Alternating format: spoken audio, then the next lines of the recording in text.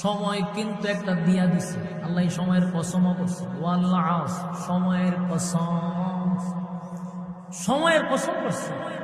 তাফসীর কারকরা বলে এটা কোন সময়? বলে এটা তোমার হায়াতের সময়। দুনিয়া নামক জায়গাতে যতটুক তোমার পাওয়ার কথা ছিল ঠিক ওই সময়টার কসম করছে আল্লাহ। হায়াতের কসমকে আল্লাহ কয় ইন্নাল ইনসানা লাফি খুসর, আল্লাহ কয় নিশ্চয়ই মানুষ ক্ষতিগ্রস্ত।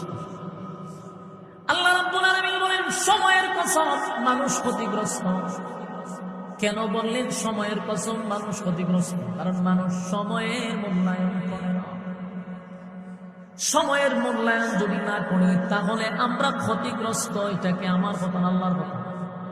আল্লাহ বলছে তোমরা ক্ষতিগ্রস্ত। আল্লাহ যদি হয় ক্ষতিগ্রস্ত, উপায় নেই। আমার যুবক ভাইরা, রব্বে কারীম বলেন বান্দারে আমি ওয়াদা দিছি আমি তোদেরকে জান্নাত দিব। ছোটখাটো জান্নাতের ওয়াদা আল্লাহ করে নাই।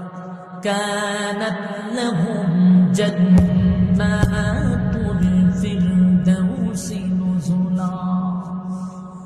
রব্বে কারীম বলেন জান্নাতুল কথা বলে নাই, সবচেয়ে ভিআইপি জান্নাতের মেহমান বানাবে। তবে শর্ত হলো ঈমান আর নেক আমল লইয়া কবরে আসতে হবে।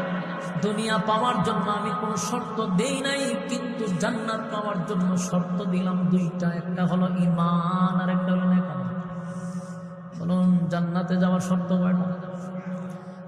দুনিয়া পাওয়ার জন্য মালিক কোনো শর্ত দেয় নাই গো। মালিক জান্নাত পাওয়ার জন্য শর্ত দিছে ঈমান আর নেক আমল।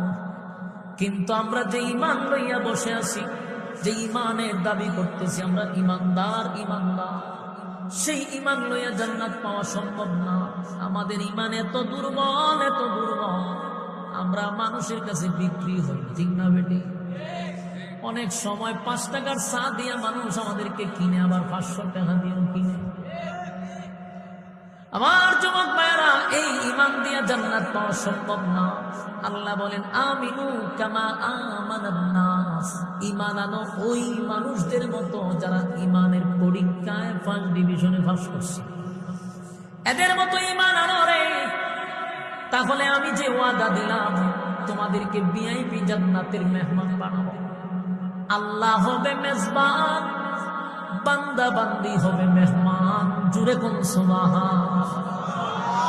সাধারণ কোন সুসংবাদ নয় রে, সাধারণ কোন সুসংবাদ নয়। আল্লাহ নিজেই কয় আমি মেজবান, তোমরা মেহমান। শর্ত কিন্তু দুইটা, এই দুই শর্তের বাহিরে যদি যাও